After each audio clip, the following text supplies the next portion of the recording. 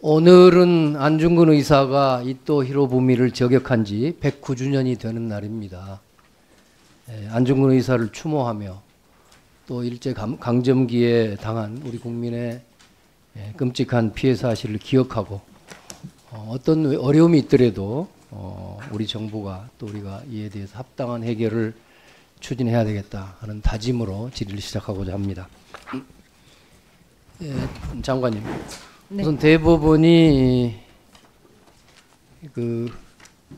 이제 강제징용 손해배상 소송의 최종 판결을 바로 대법원 전원 합의체가 나흘 뒤인 30일 날 선고키로 했다고 하는 거 알고 계시죠? 그렇습니다. 예.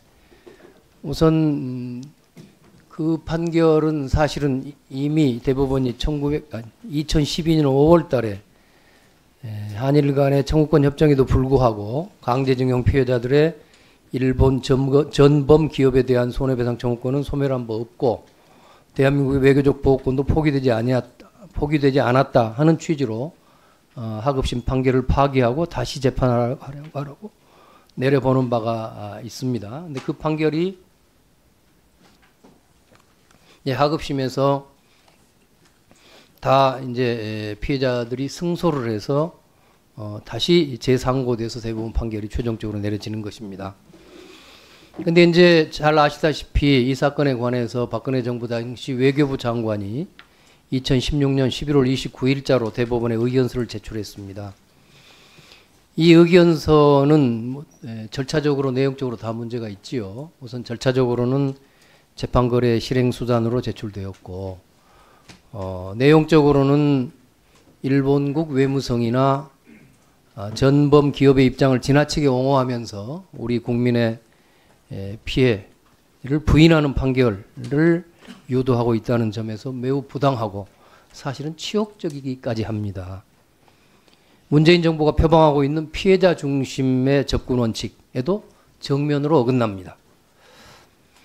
그런데 이제 나흘 뒤에 대법원 판결이 최종적으로 선고돼 버리면 외교부 장관의 의견서는 영원히 그대로 이제 대법원의 공식 기록에 남게 됩니다. 더 이상 고칠 기회가 없어집니다. 그래서 이렇게 장관께 말씀드리고 싶습니다. 가령 강제징용과 관련된 다른 합당한 조치들은 대법원 판결이 선고되고 또 경우에 따라서는 재판 거래에 대한 수사 결과가 나온 뒤로 미룰 수도 있겠다고 봅니다. 저는 그래서는 안 된다고 생각하지만 하여튼 그 점은 그렇다 치더라도 이 외교부 장관 의견서만큼은 이제 나흘 이내에 이게 철회하지 않으면은 이게 영구적으로 외교부 장관의 공식 문건으로 대법원에 남게 됩니다. 이것은 저는 있을 수 없는 일이고 외교부로서도 치욕이 아니겠습니까? 그래서 이걸 즉시 좀 철회해야 된다고 생각합니다. 장관께서 어떻게 하시겠습니까? 의원님께서 말씀하신 것까지 장관으로서 또 제가 직원들한테 지시한 바는 없습니다만 그 지적을 잘 유념을 해서 한번 검토를 하겠습니다만 법원의 절차상 그게 가능한지 아니죠. 내가 낸 의견서인데 그거야 물어보지 말고 제가 그 점 좀 아는 사람 아닙니까? 네. 철회하려면 언제든지 철회할 수 있죠. 외교부 장관 의견서를 누가 낸 사람이 나는 이제 그 의견서 유지 안 하고 철회한다면 그만입니다. 그건 따질 필요가 없고요. 네. 앞으로 이제 사흘밖에 안 남아 있어요. 나흘 뒤에 판결 선고니까 이걸 빨리 철회해야 되겠습니다. 외교부가 이거 철회한다고 그래서 무슨 하등의 외교부에 무슨 피해가 끼치거나 피해를 끼치게 될 일은 아닙니다. 네, 지금으로서는 그것을 철회를 한다거나 의견서를 새로 내거나 한 계획은 없었습니다. 아니 그게 말이 안 되고요. 그래서 지금 촉구하는 겁니다. 그리고 옆에 저 직원들이 써준 것대로 답변하지 마세요. 중요한 문제입니다. 네. 이게요 한마디로 일본 외교부 대신의 의견이라고 하면 적절할지 모르겠지만은 한국 외교부 장관의 의견이라고는 도저히 인정할 수 없는 치욕적이고 매국적인 것입니다. 지난번 답변에서도 보면은요 박준호님 질문도 하셨는데 지난 국감에서도 장관께서 이 문제의 심각성을 모르시는 것 같아요. 왜 과거 정부의 잘못된 전임자의 조치를 외교부 장관께서 지금 강 장관께서 왜 그거를 그렇게 신경 쓰고 시정하는 걸 망설이십니까? 이거 적폐청산을 해야 됩니다. 이거 적폐입니다. 전형적인 지난 정부 외교부 장관의 적폐였습니다. 이게 어떻게 강제동원 피해자들을 에 대해서 불리한 판결을 내려라. 이미 대법원이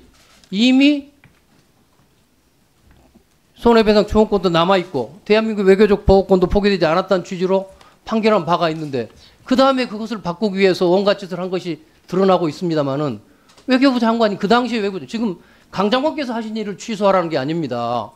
잘못된 지난 정부의 외교부에서 적폐로서의 이따 영털이 보고서를 냈는데 이것을 왜 철회를 않고 있단 말이에요? 철회해서 하등의 손에 있을 리가 없습니다. 굉장히 중요한 일입니다, 이거. 그러니까 네. 지금 다른 이 직원들 말씀 듣고 하시 마시고 다시 한번 말씀하세요. 네. 앞으로 3일밖에 시간이 안 남았습니다. 네, 의원님께서 강하게 제기해 주시니까 한번 심각하게 검토를 해보겠습니다. 하지만 기본적으로 지금은 대법원 확정 판결을 기다리고 있는 중이고 아니 대법원 기다리지 말라는 뜻이 아닙니다. 외교부 장관의 의견서가 있었기 때문에 그 의견서를 갖다가 취소하라는 것입니다. 매국적인 문서였습니다. 제가 이 말 안 하려고 했지만 그 매국적인 문서였습니다.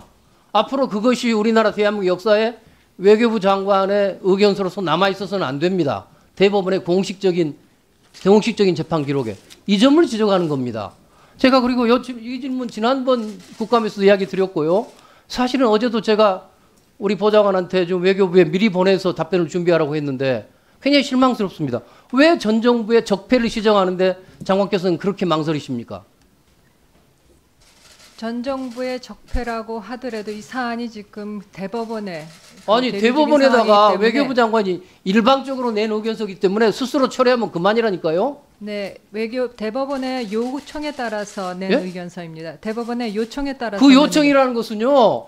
아까 재판 거래에 의해서 요청이지 대법원이 무슨 놈의 외교부 장관한테 공식 요청 왔었습니까? 굉장히 중요한 무서운 말씀을 하십니다.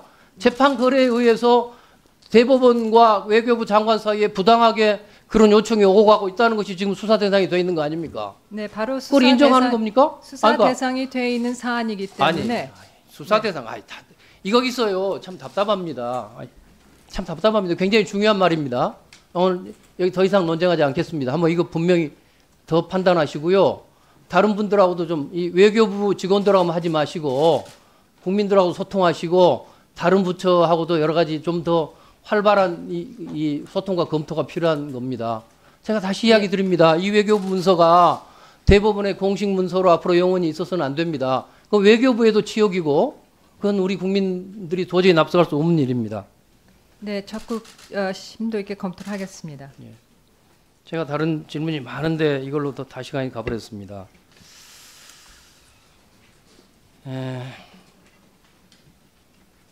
그 위안부 문제에 관해서도 지난번 제가 국감에서 여러 질문을 했습니다. 네. 그러니까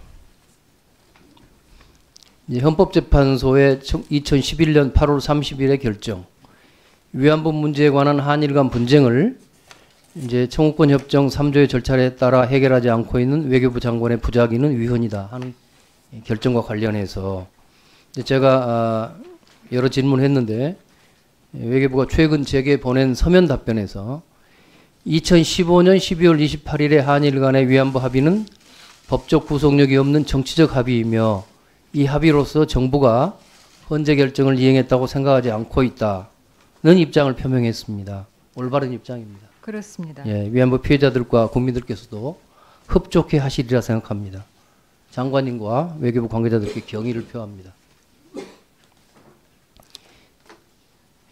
그러면 2015년 합의로 헌재 결정을 이행한 것이라고 할 수 없는 이상 위 헌재 결정이 확인한 외교부 장관의 부작위 위헌 상태는 아직도 계속되고 있습니다.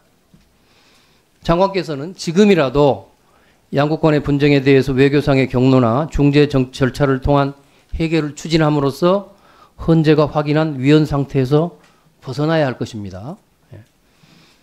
그런데 저에게 보낸 서면 답변 이제 다른 부분에서 외교부는 이렇게 답변했습니다. 우리 정부는 2015년 위안부 합의가 양국 간 공식 합의였다는 사실 또한 부인할 수 없는 만큼 이를 감안하여 일본 측에 재협상을 요구하거나 합의를 파기하지 않는 입장입니다. 다음 기회에 예, 수고하셨습니다. 다음에 천정배 의원님, 죄송합니다. 송영길 의원님.